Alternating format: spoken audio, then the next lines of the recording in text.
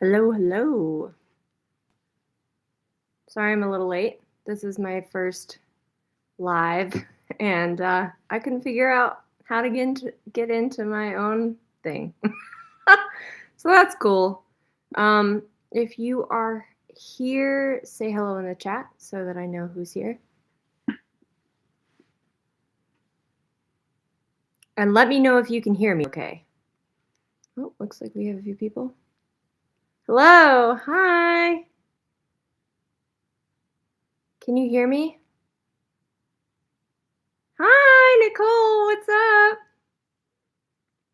Drop a 1 in the chat if you can hear me. Yes, good. Okay. All right. I am going to get going. So, glad to see you guys here. We're gonna chat about some pretty common misconceptions in dog training that can keep very well-meaning owners stuck. What to stop doing right now, and then what to start doing instead. And then we're going to kind of get into the framework that we use in our business, Learn and Live Dog Training, to create real change for people who are struggling with some pretty serious stuff. So without any further ado, let me pull up my notes here. Yeah, I will also try to keep an eye on everything so that I don't lose anybody. And also at the end, I will be doing a Q&A. So if you have any questions at any time, just drop them in the chat and we'll get to them after the fact. And feel free to just type them up as well so that we can check them out. All right. So let's begin. One of the big things that we're going to talk about is why obedience training fails to fix reactivity and can sometimes make it worse. We're going to talk about the shift from managing behavior to changing your dog's state of mind, which in our opinion is the secret to lasting results. And we're going to talk about the single most overlooked factor that determines whether your dog shuts down or thrives with confidence. And it's something that's not talked a lot about, especially online. So I want to get into that. A little bit about me before we get into this as well is part of my journey is that I had a pretty reactive dog at the same time that I was a professional trainer. And he had perfect obedience, but he was still just a kind of reactive, anxious mess. And I sought out help from the best trainer that I knew, still know. And she's now my business partner, Megan. And she helped me understand that the problem wasn't obedience, but it was mindset. His training hadn't addressed his real issue, which was his inability to regulate stress, which obedience does not help. So he really didn't need any more of that. He needed someone to help him regulate his nervous system and recover from stress so that he could just see the world differently. And that journey led us to creating this business together. And so we wanted to expand this to help other people. So this is for you if you have tried other trainers and haven't really gotten the results that you wanted. You love your dog, but you're still struggling. And if you're avoiding walks or visitors or public spaces because it's just too stressful, and you want to understand your dog on a deeper level and how to rebuild your relationship the right way. This information is not for you if you're looking for a quick fix or if you're not prepared to be an active part of your dog's transformation, because this kind of work takes real commitment, but it does deliver amazing results. So the that are kind of prominent myths in dog training that I want to talk about and help you to stop doing because they might be undoing your progress. Um, and Myth one is that your dog's breed is impossible to train. Um, Truthfully, every dog is trainable because every dog learns through the same behavioral principles. So, breed influences instinct, drive, and motivation, but it doesn't rewrite the rules of learning.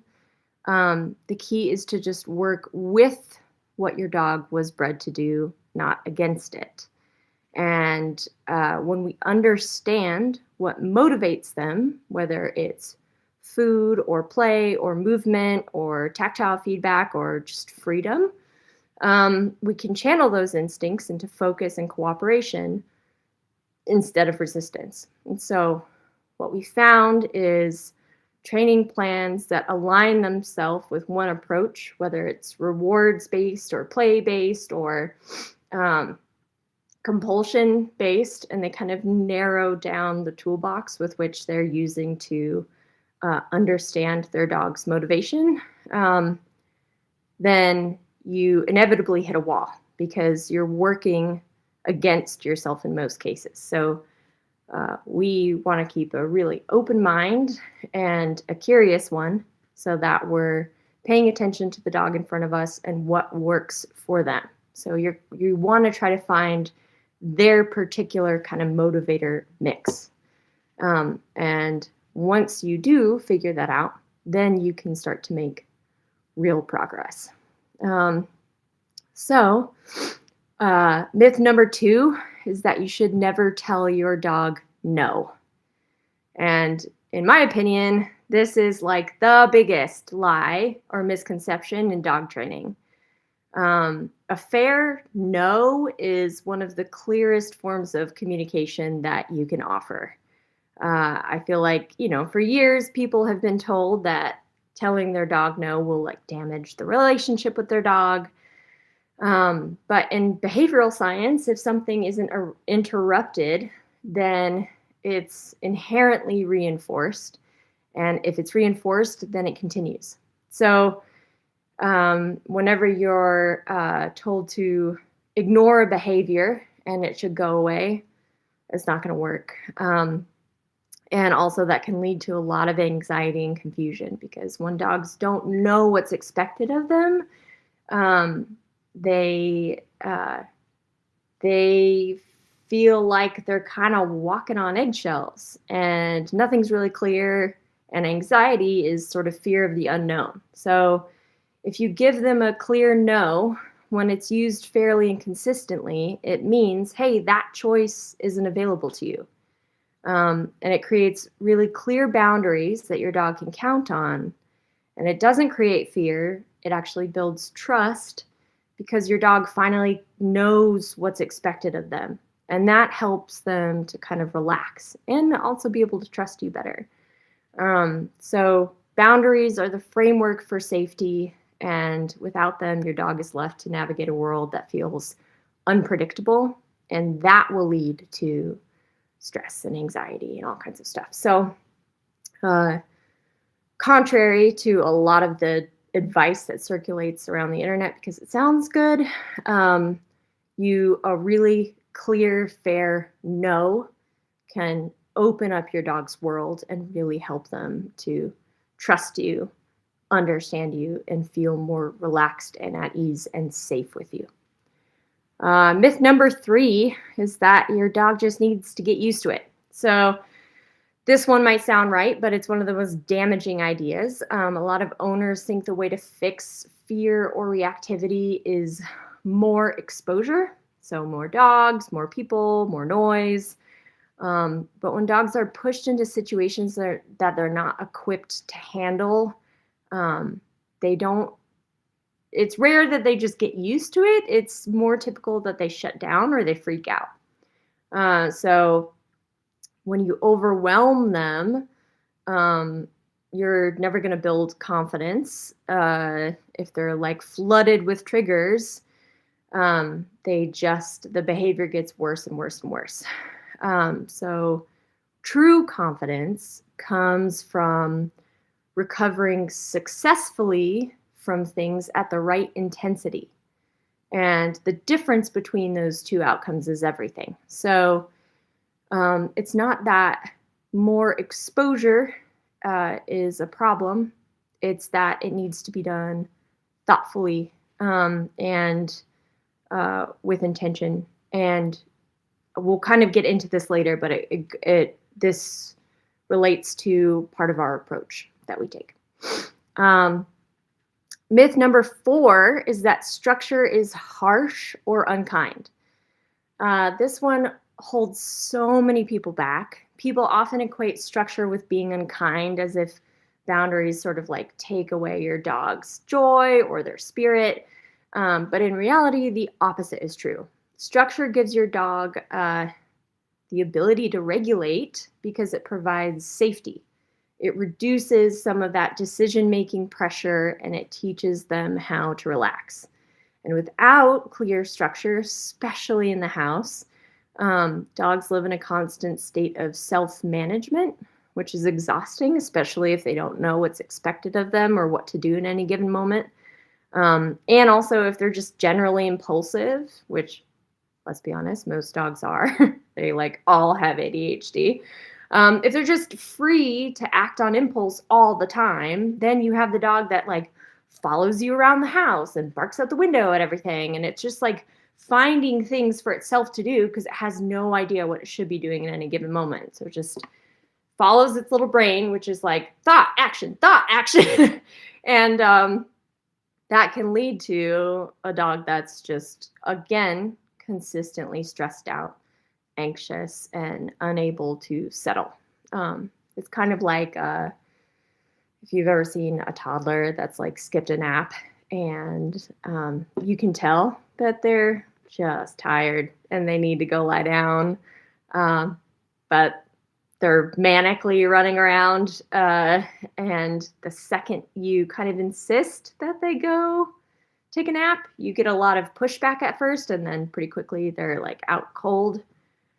Same kind of situation where like a dog, if they don't have the knowledge and ability to self-regulate yet, which is often something that we need to teach them how to do, then they'll choose the manic route every time until they ultimately crash, and then they oscillate between those two sort of states. So if we implement structure in the house with crates, place beds, tethers, and tiebacks, and just show them how to relax around us and how to just be without needing to make sure that all the family members are together, that the window's being watched. It's just like, hey, no, just chill. Then they start to go, actually, this feels pretty good. I'm not panicking. And not only that, but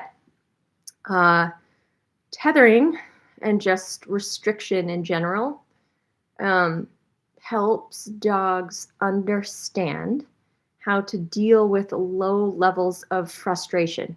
So it's really critical that dogs build the ability to handle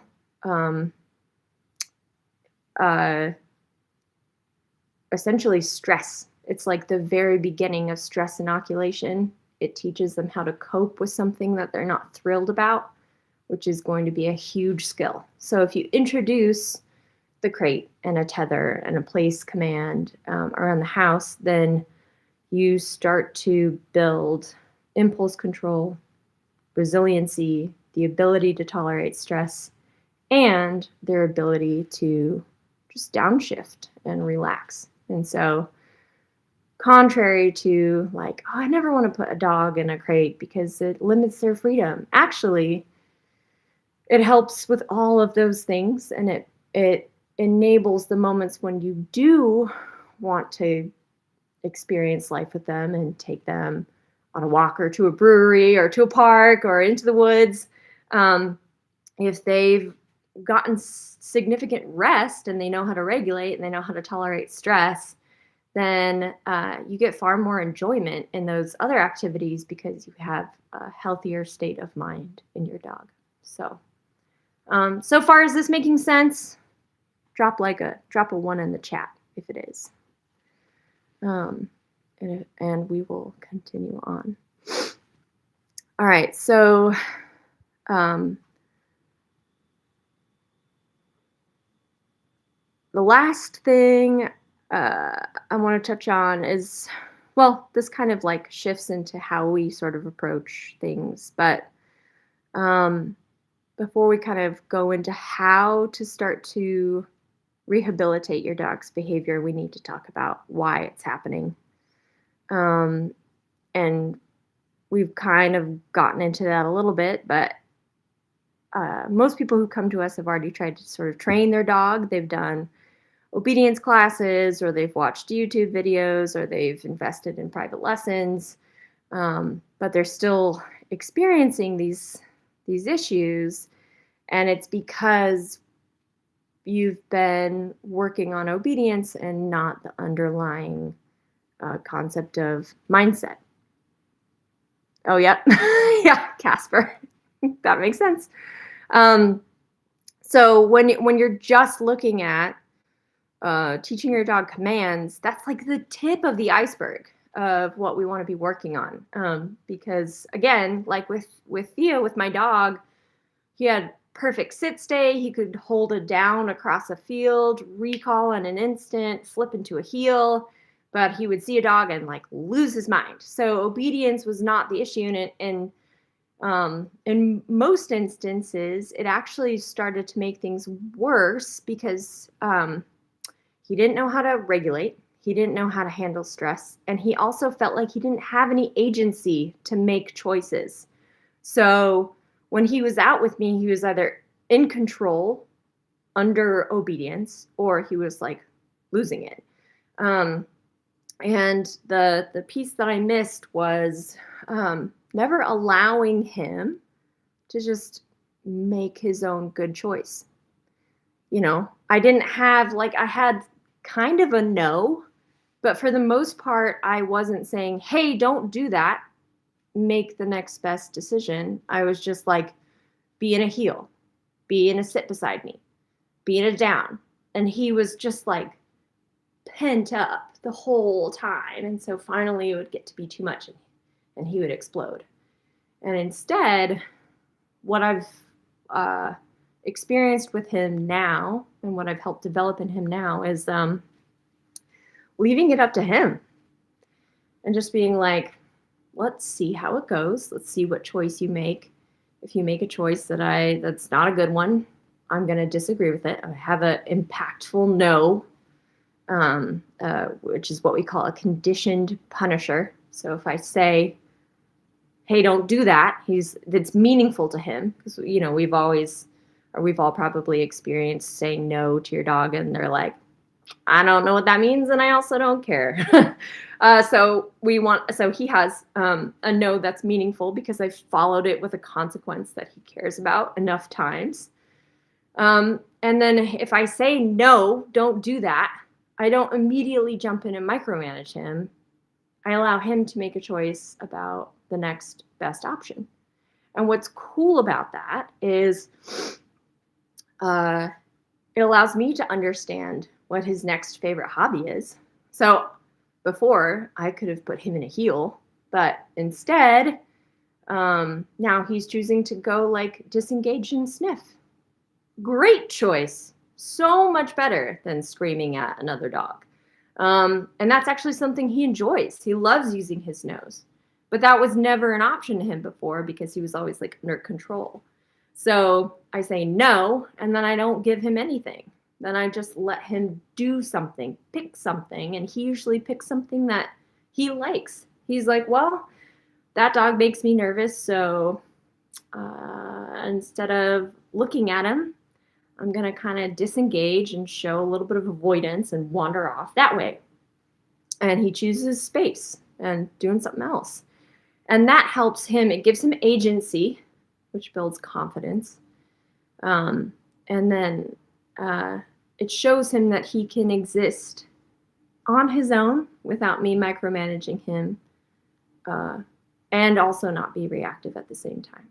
So when we do that, when we start to address mindset and then obedience comes way later, and it's much easier because it's almost like an afterthought. So it shouldn't be the focus. All right, so there's that.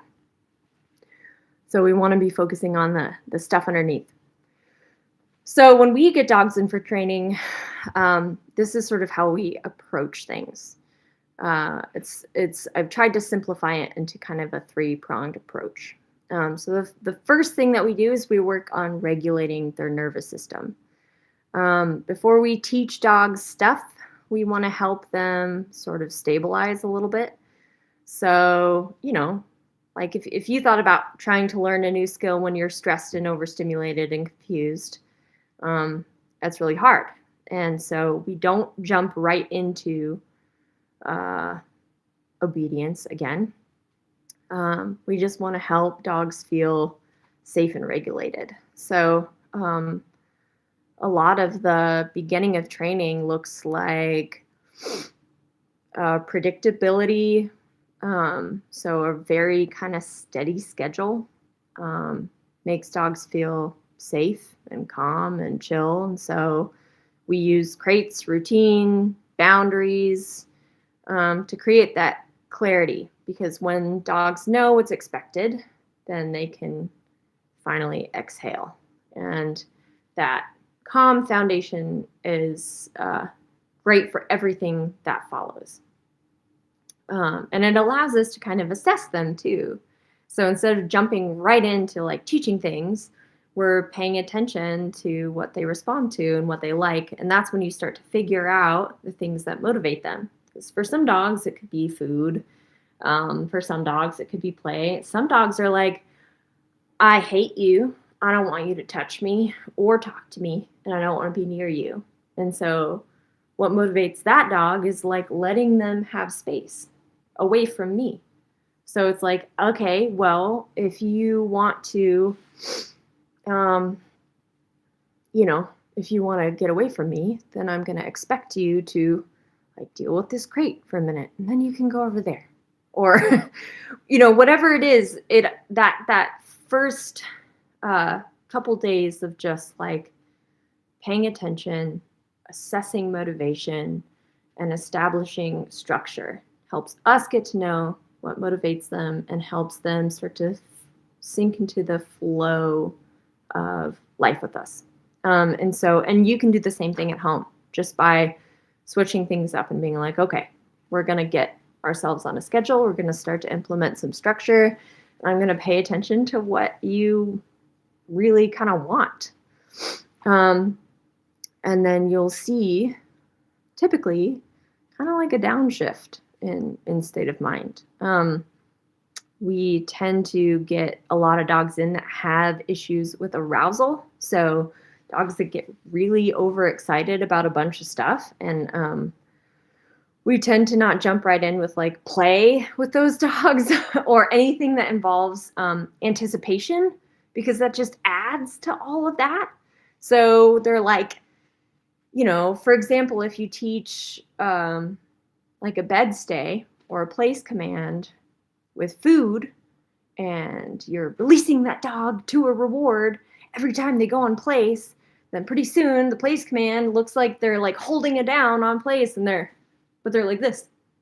They're not ever truly sinking into a state where they're relaxed or actually content in that command. So we don't want to create a state of constant anticipation. And we want to, typically when you want to kind of take the air out of the balloon across the board in terms of arousal, so that we can find out where the dog is at. And we can always build that back up later on when we've sort of developed their ability to relax. But in the beginning stages, we want just things to chill out. So that's our first step, is just like regulate nervous system. Step 2 is build a common language. So once their mind and body are more regulated and they're like eating normally and all of that stuff, then we can start really communicating. And this is the part that changes everything for our clients, because most owners are trying to help their dogs through stressful moments without speaking the same language. And like, for instance, if you've ever been on a walk or had guests come over and you're trying to manage the moment in the middle of the chaos, it rarely works. And you usually leave that moment flustered and frustrated because, like, say, let's take a reactive dog on a walk. You like see that other dog coming and you see their behavior start to change, and then they explode, and then in that moment you're like yanking the leash, or you're like trying to shove food in front of their face and they're trying to move past you and you're like trying to pull them away and you're saying like leave it, leave it, leave it, or no, or whatever, and they're just not, they don't understand you, they're not listening to you. For the most part, you probably aren't even registering to them as something that exists in their universe in that moment. Or like if you have guests come over and you're like, I know it's coming, the doorbell rings and your dog explodes and you can't hold them back and they're like weird around people, whatever it is, when you try to address things in that moment, it rarely works. So, and they generally don't understand what you're trying to tell them in that moment anyways. So if you don't have clear communication, if you haven't taught them what your leash means and what your verbal commands mean, away from those triggers, then in the moment is the worst time to try to implement that stuff, because it just adds to the chaos. It's kind of like fuel to the fire. It's just extra noise and energy and input. And so like, especially if you're using tools tend to be an amplifier of what you're saying. So if what you're saying isn't clear and you're using a leash or an e-collar or whatever, then it's just unclear louder, and it just creates more like frazzled reactions. So that's why typically like high value treats or like quick fix it tools in the moment don't really help. They just kind of add fuel to the fire of the problem. So what you want to do is prepare for the moment and not in the moment. You want to develop a communication system in a low distraction environment when your dog is ready to learn from you, and then make sure that it's meaningful so that your dog truly understands what you're saying and what you're asking.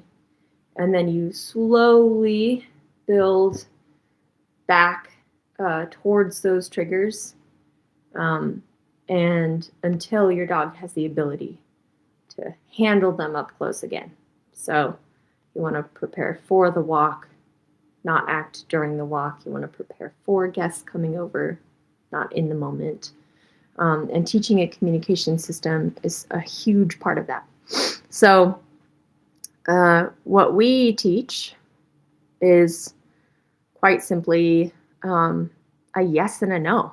So again, kind of what I was talking about with Theo is like, if you have like, yep, that's a good choice, no, don't do that. And if you just left it at that for a while, you'd be really good to go. But you need to make that yes and that no really meaningful.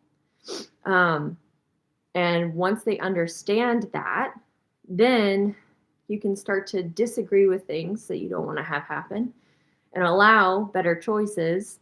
And then you have a dog who's learned how to make better choices on their own. So again, you're not micromanaging them all of the time.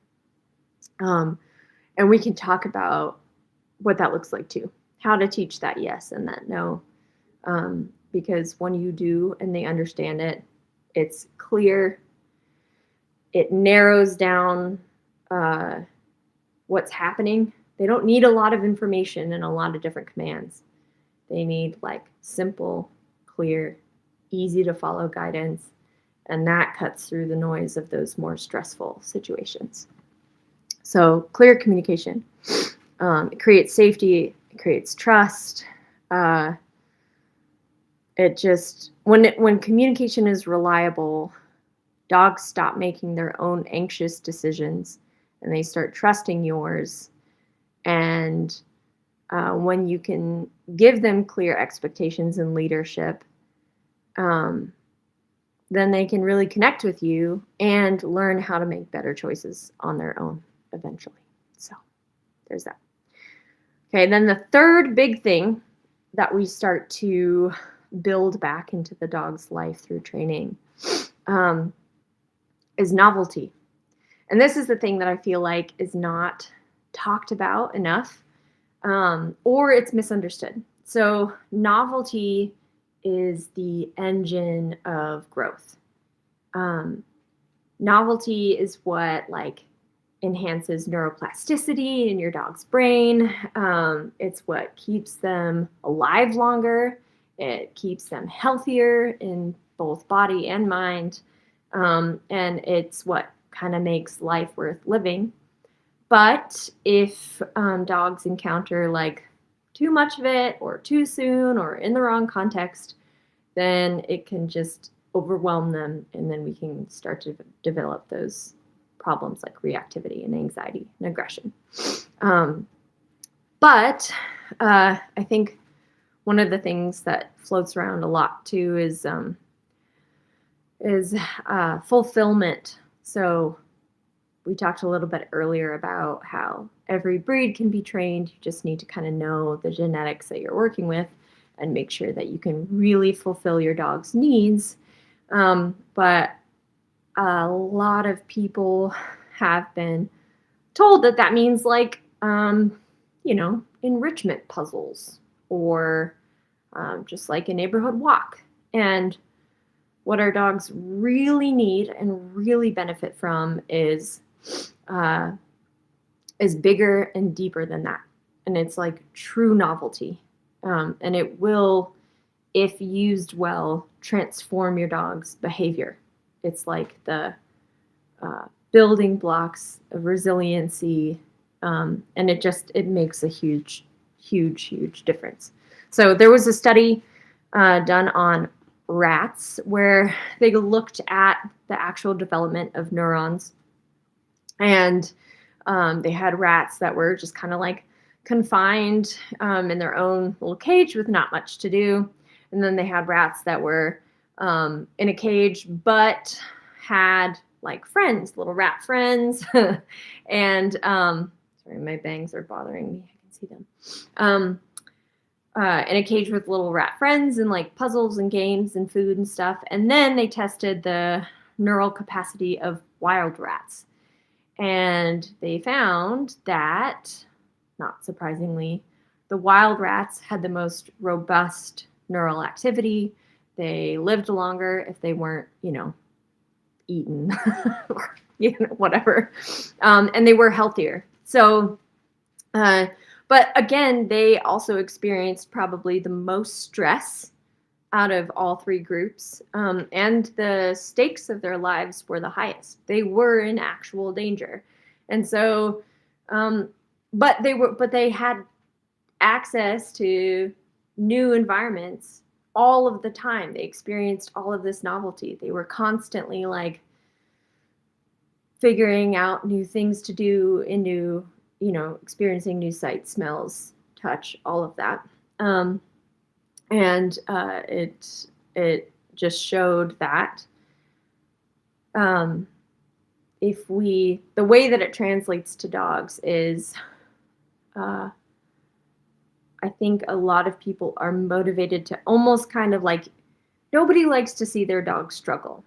And so we're very tempted to make life very cozy for them. And we tend to sort of bubble wrap them and make sure that their life is as stress-free as possible. But when we do that, we actually do them a disservice, because if they don't develop the ability to handle stress and to recover from it, then they become more brittle and fragile, and more minute things will cause them to crumble like a little cookie. So, and that can be, either prevented because like you don't sort of allow them to develop that ability even in puppyhood, or sometimes someone will adopt a dog and they will have had a hard past, and then you're very tempted to be like, I never want you to experience anything bad ever again, and so I'll make sure that you're very comfortable. But it ends up backfiring, and making that dog's life harder in that they have less of an ability to just handle anything at all. So the way that we do this is through very intentional and thoughtful stress inoculation. So showing a dog in small ways initially how to deal with stuff that they don't like. So kind of back to what I was talking about earlier, with a tethering exercise in the house, for example, that could be stressful, especially if a dog is like very kind of codependent and attached to you, and they want to be near you. Then if they're tethered across the room from you, they're like, what the hell is happening? I fucking hate this. And after a while, you'll get that initial pushback where they're like, are you kidding me? Are you kidding me right now? You're going to be over there. Well, I'm going to die. And you just have to kind of sit there and be like, you're not going to die. You're going to be okay. And you get the initial kind of tantrum. And then you see them start to be like, well, nothing else is going to happen. And I threw as big of a fit as I could, and I'm still not loose. So I might as well just lie down and go to sleep. And then they wake up from that nap and they're like, oh, that's actually pretty nice. I didn't die. You're like, see? And that's the thing. It would be so nice if we could just speak English to our dogs and tell them that they were going to be okay. But we can't. And so we're in the reality of having to prove that to them and help them develop that skill by showing them how to work through things that are difficult, and ensuring that they have to process stress productively. So we introduce it intentionally, we show them how to work through it, we develop their resiliency, and that comes with novelty. So this is how it relates is we introduce new and tough things like tethering in small amounts at first, and then as their ability to tolerate stress improves, then we can make their life larger. Then we can take them out or have them around triggers that used to set them off. And they're like, that used to bother me, but I'll be good. Like, I'm not going to die. They've learned that they're going to be okay. And that way stress doesn't go immediately to the amygdala and straight to fight or flight response. It's like we involve the prefrontal cortex, their ability to think things through and regulate themselves. And then with that, we can make their world open up and do new cool shit with them. We can take them to places they've never been, or we've never felt comfortable taking them because we're afraid that they're going to lose it or explode or shut down or whatever. And then as we continue to do that, their resiliency improves and grows, and their enjoyment of the world grows, and we are fulfilling their needs on the deepest level. This is so much bigger than a puzzle mat. Like that's never gonna do it especially for a certain kind of dog. Like, you can give a border collie like 1 billion puzzle mats and they will still ruin your life and burn your house down because they need like actual enrichment. So the way that you are able to provide that is help them regulate. The first step that I talked about, introduce a solid communication system so that you can give them clear guidance in any given moment. And then you reintroduce novelty, you purposeful stress inoculation, and build their ability to handle and then eventually enjoy novelty. And that is the recipe for like a happy, healthy dog who can just live life with you well. And we've seen it so many times. And that's kind of the undercurrent of our approach. It just goes so far beyond just your sort of standard obedience. And if you can put those things in place, you will see real and awesome change. Yeah, let me see if I'm missing anything. Yeah, I think that's pretty much it for now.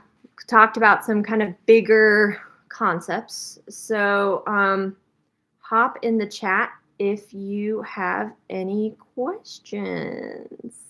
So we're at the 40-minute mark. Oh my goodness. I talked for 40 minutes. Feels so weird not seeing your faces. Just like, I feel like I'm talking into a mirror. So drop your questions in the chat so I'm not all alone. I'm all alone.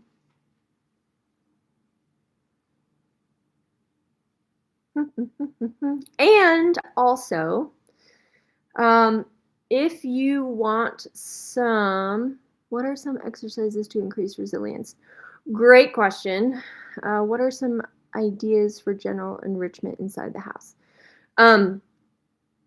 So the first question, what are some exercises to increase resilience? So this kind of leads into the next thing that I was going to say, which is I want to be making more helpful YouTube content to be available to people who are looking for solutions that they can implement at home. So if you subscribe to this channel, I have a couple already made, and I'll have some that are kind of secret. So if you subscribe, I will send you specialized videos so that you can start to try things at home. So if I see your subscription in here, then I can send you some things to start building out the how of the concepts that we discussed. So Lindsay, yeah, we can talk about some exercises to increase resilience for sure. And I'll send you examples of those. What are some ideas for general enrichment inside the house? I mean, again, like I feel like if you have a nervous dog and you're trying to do some like stress inoculation, helping them overcome some things, you can introduce novelty in small ways, like having them walk across a surface that's weird. So like if your dog doesn't like slippery floors, put a rug near another rug, but a slippery floor in the middle and encourage them across it. You know, whether that's with a little bit of leash guidance or food or both or whatever. Start having them do things that they don't really like to do. If they are glued to you, sort of like I said earlier, tether them to a heavy piece of furniture at the opposite side of the house and have them hang there until they relax. And once they relax, let them loose and go play in the backyard so they can shake off some of that stress and then have them go sleep in the crate. So just start to build in, this is kind of like the resilience and the enrichment question together, but I think they're basically the same. In my opinion, is like challenge them. Find ways to challenge your dog, observe them, understand what's tricky for them, and be creative about small ways in which you can work them through that and see what works. Trial and error. Another enrichment piece, though, like truly just sort of enrichment, is scent games, which I'll also be putting some videos together on. Sniffing can be very similar to play. in that it can have a beginning, a middle, and an end. So it can be its own activity. So this is more than just like throwing a bunch of food in the grass. This is something that we cue. So we say that there's a start. We teach our dog a search command. We have them go find stuff, and then we say all done when we're done. And if your dog likes to sniff, this activity can become so valuable that you can use it to counter condition them to stuff that's really tough for them. So, and it's one of the things that helped Theo a lot. My bangs are crazy today. And that is definitely something that you can do around the house. You can have your dog hang with you on a leash or a harness while your friend, or you can just tether them while you hide high value food all over the place, and they're watching you do that, and they're like, oh my God.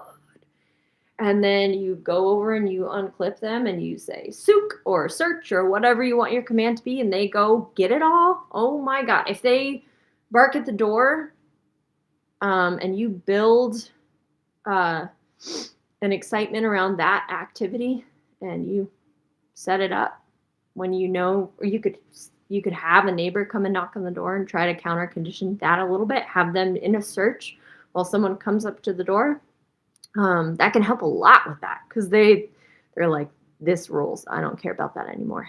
And again, that's something that will be coming to the channel, so I can explain it in more detail. So again, please subscribe so I can make more helpful stuff. So yeah, that's another general enrichment inside the house. Jesse says, how long should you wait for a pup to settle when they're in a new situation that's causing them stress? Read the tether exercise. Will them freaking out for too long cause more harm? No. So, well, there's things that you want to consider. Typically, I want to start this process with a dog under threshold. So I don't want to take them to a situation where I know they're going to completely panic, and then introduce the tether exercise there. That said, if they're like so attached to you that being tethered across the room from you in your own home will cause them to freak out, then that's just something that they have to deal with. And that's not something that you have to panic about in public, because it's hard to have a screaming dog in public. But and I'm assuming we're talking about June, if June is so anxiously attached to you that she would have a hard time with that in the house, then I would still have her do it. And just wait her out. And she might need to have that tough experience of like screaming her head off for however long until she finally is like, screaming doesn't work. And then she eventually relaxes and settles. And then that's when you release her. And in that moment, she's going to go, oh, I relaxed and then I was free.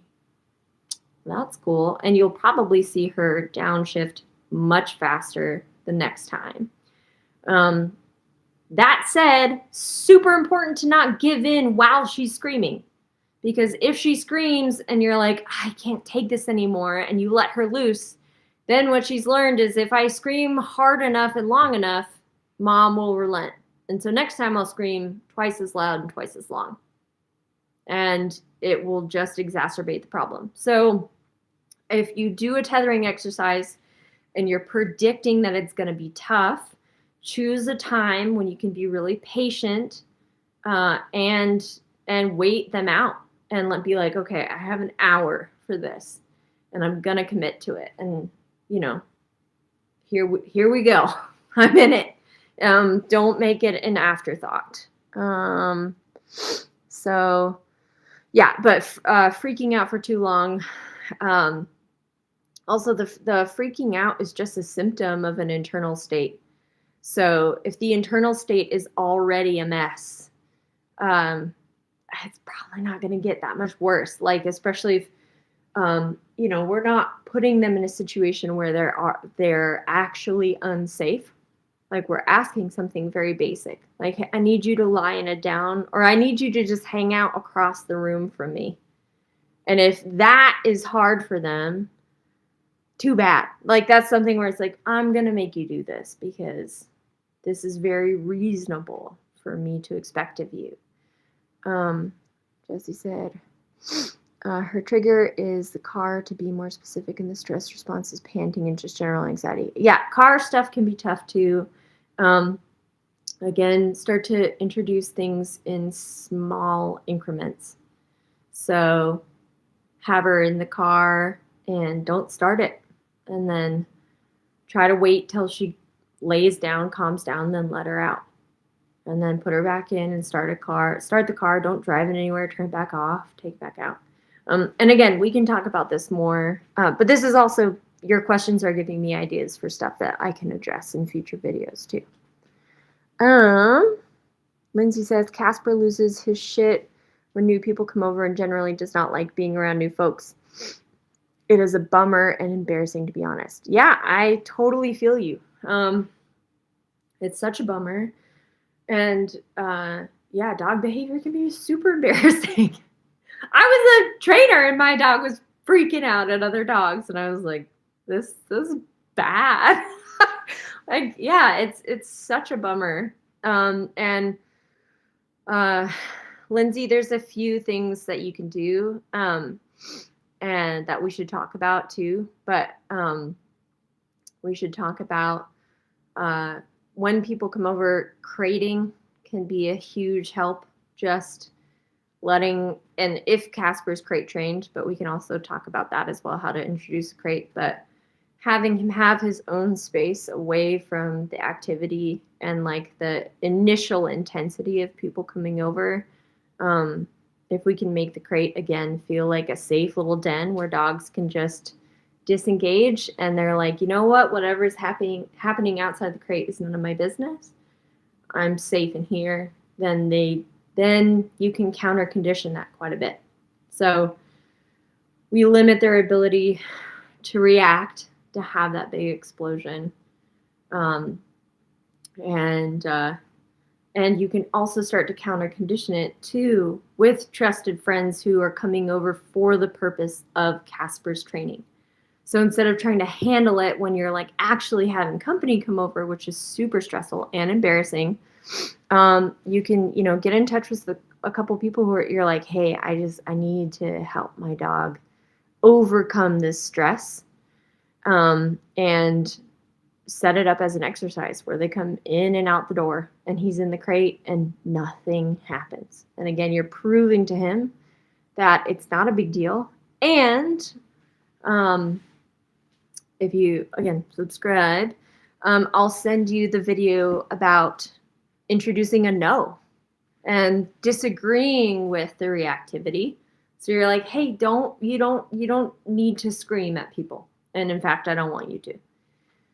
And then you allow him to make the next best choice in the crate, which is stand there, lie down, disengage, whatever it is. And then you show him that nothing bad happens when people come over. He's protected. And then you also, if you have, again, have people come over who can take direction from you. So you want to instruct those people to ignore him when they come in. So come in, chat with you, walk around, and don't look at or talk to Casper at all.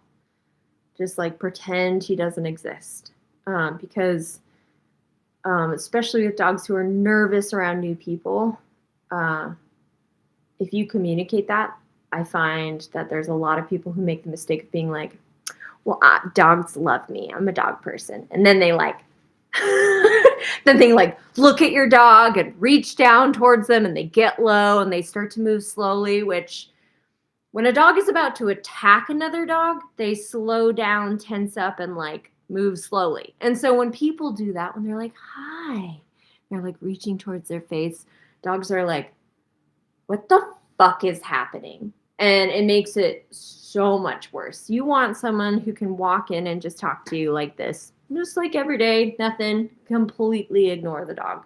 And that helps them develop more trust in people. And then the other thing that you can do is just advocate for his space. So put your body in between him and the other people coming in. So he's like, I don't need to have a big reaction. because my mom is going to send them away. So you can do all of those things kind of at the same time. You can say no to his reaction, like, hey, exploding is not an option. But also, I'm not going to let anything happen to you. That's the trade-off. If you listen to me, I tell you, hey, this behavior is not allowed. I will also make sure that people don't invade your space and make you uncomfortable. And frequently, that combination of things happening can create a huge amount of change. So, Lindsay, should I move the crate to like the kitchen or wherever he can see the new people? Yeah, I mean, I would start like if he's experiment with it. So maybe start even further away, see if he reacts to just the sound of people coming in and out. And start with just saying, Nicole, dogs love me. Just start with the no. So if he's the kind of dog that like will be in the other room and hear the doorbell and lose it, start him in the other room where he can't, it's like the furthest away from the trigger possible. And when he loses it, you say no, and deliver a consequence, which again, we'll talk about how to teach a no that's meaningful to a dog. And so you deliver your conditioned punisher. You're like, hey, don't do that. And then you only know if your conditioned punisher has worked by running the same situation again.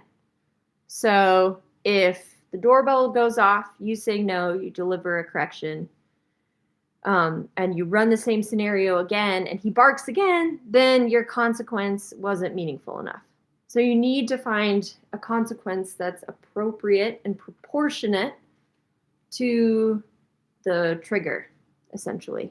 And once you do that, you'll know you're successful when you say no, deliver a consequence, you run the problem again, i.e. have someone ring the doorbell again, and Casper goes, oh, I'm not going to bark at it this time. And then you're like, good! And then when he makes the decision not to do that, you're like, good boy, that's good, let him out, pet him, whatever he likes, whatever he responds to. I saw the video today of you giving him the cardboard box. You're like, have at it. Here's the cardboard box. Go shred it. Shake off the stress. Do what you got to do.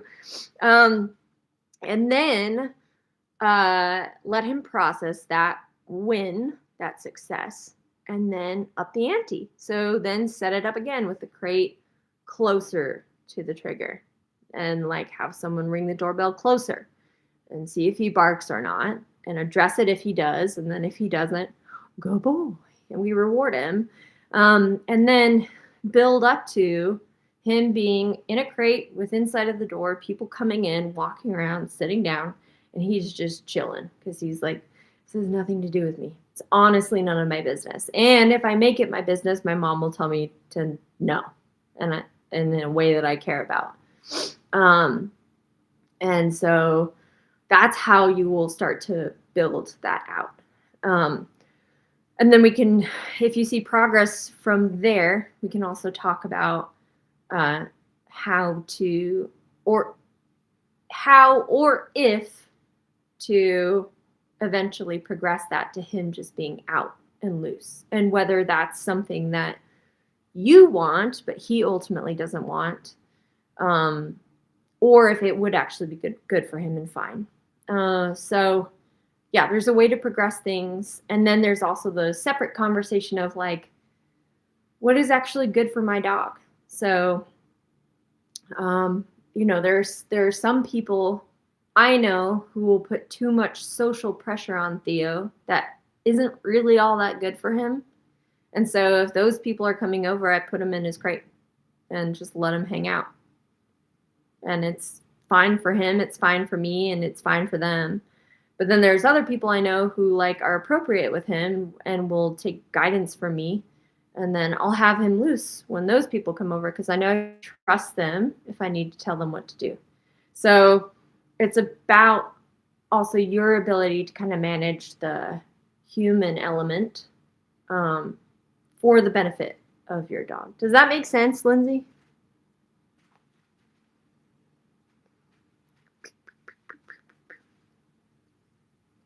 Nicole, I'm sure you've had to deal with that with Astrid.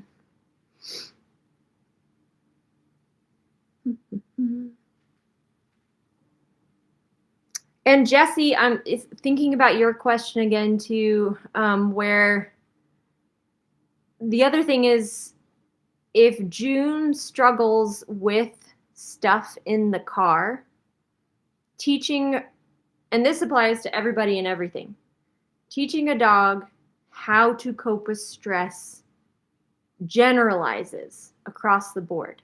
So if you introduce stress inoculation and they start to understand how to deal with things that suck away from their main issue, then addressing the main issue becomes a lot easier because they already have the ability to handle stress better, if that makes sense.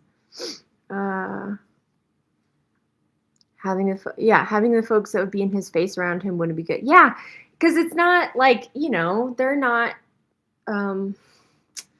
like societally, people feel really entitled to dogs' affection and to invading their space. And dogs are like people. Some dogs are super solicitous and like lovey-dovey and want to be your best friend right from the get-go. And other dogs are like, I don't know you. I don't have a relationship with you. Don't touch me. It's like if someone came, across the street, a stranger, and tried to hug you, you'd be like, get the fuck away from me. And there are plenty of dogs who are like that, who are just kind of suspicious. And I kind of like that dog. I feel like when dogs are too friendly right from the get-go, I'm like, are you kidding me? Like, have a little self-preservation. You should be more suspicious of strangers. So yeah, like it's perfectly natural and normal for a dog to be like, I like my person.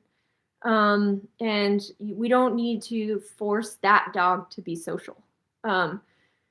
We can hold them to an expectation that they don't lose their mind around other people. So Casper shouldn't be reactive, shouldn't jump or bark or bite or whatever. He needs to learn how to be neutral and kind of not give a shit.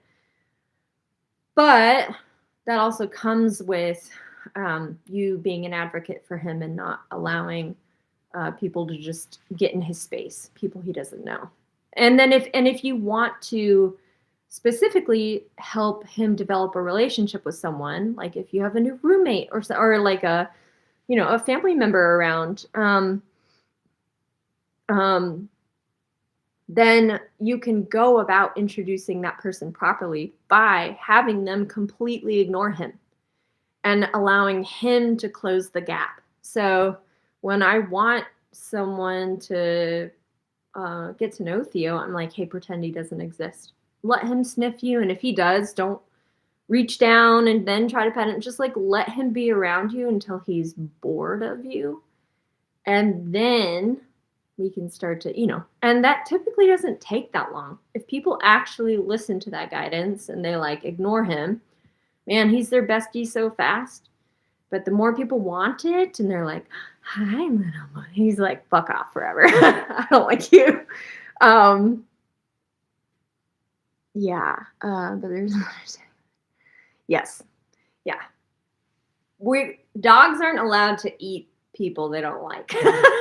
Sorry, no dice. So yeah, we can hold them to an expectation while also creating an environment that's fair to them. And so it's not fully one way or the other.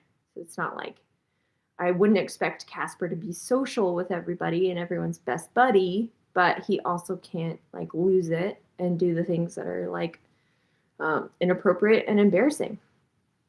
And the way that we do that is teaching a no that's meaningful and then starting that counter conditioning process with people that you trust and developing a system. He's amazing with people when we spend time with it. He already knows. Yeah, he gives barely any reaction when those people are in space. Totally. Yeah, and probably because they're like trustworthy to be around. He doesn't feel like someone's coming in too hot or anything. They've just earned his trust, and yeah, and so that's totally fair. But that's what I would do is if you want him to like someone specifically or have a relationship with someone specifically, take all the heat out of the interaction by having them ignore him at first, allowing him to be the one that initiates any kind of engagement. And then you'll get to that point where he's just like lovely with them. But in terms of just strangers being around, we can counter condition him to not lose it at them, and also let people know and just assess ourselves, like, if I'm going to have a Christmas party and there's going to be like a bunch of drunk people in my house, my dogs are in crates because I don't trust drunk people to listen to me, and it's just safer. So I don't expect my dogs to be a part of that situation. But if I'm having like 2 people over and they've never met my dog, then I'm like, okay, hey, just FYI, my dog's not super thrilled about strangers. If you could just like ignore him, that would be great. And then if they're like, yeah, cool, then you're like, awesome. And they come in and they don't ignore him, then just put him up. And that's less stressful for him. So you kind of feel your way through those situations. But the more positive experience he has, the less bothered he'll be by that whole thing altogether. And you're just showing him, again, how to cope with stress without losing it. So when I say cope with stress, it's how to productively process stress, which does not involve fight or flight. It does not involve screaming your head off at a trigger. It doesn't involve biting. It doesn't involve tucking tail and running. It's like just existing. And some avoidance can come into that. So a dog that's like, I'm not going to scream at that, but I am going to like turn away and sniff. I'll take it. That's a way better choice. So that's what we want to develop. And we want to do that in little increments and find ways to introduce that away from the hardest thing. So again, for Casper, like if there's other things that he struggles with that aren't as difficult as new people coming over, make him do that. And again, it can be as simple as having a dog walk across like bubble wrap, and they're like, that's crazy, I don't like it, I don't like the way it feels, and you're like, well, we're gonna do it, and they're like, no, and then you just make them do it, and they're like, oh, I lived the stress inoculation. Like that was a little moment where we developed the skills to cope with shit that's hard. And so again, and it's like through novelty, through something that's weird and new, and they're not so sure that they can handle it. You coach them through it, you help them do it, and boom, we start to get we start to get a dog that can just handle more. This can involve like introducing a dog to a treadmill. This can involve agility equipment, having dogs like go through like the little agility tunnel or over the A-frame. It can involve cardboard boxes from around your house. It can involve all kinds of things. You can kind of get creative with it and look at how people develop puppies to become more resilient and use those things on adult dogs. That completely 100% works. So yeah, and then getting them engaged in other things like play and sniffing games and stuff like that to blow off some of that stress after the fact, shake off some of that stress after the fact helps. And then on top of that, introducing structure in their daily life so they have planned moments of rest and recovery, because that's where they like download that new information that you've taught them. You start to kind of build their life in that way, and you get really incredible change. Does that make sense, guys? Is that good? Is this helpful? Tell me if, put a 1 in the chat if it's helpful. I'll make this face until you do.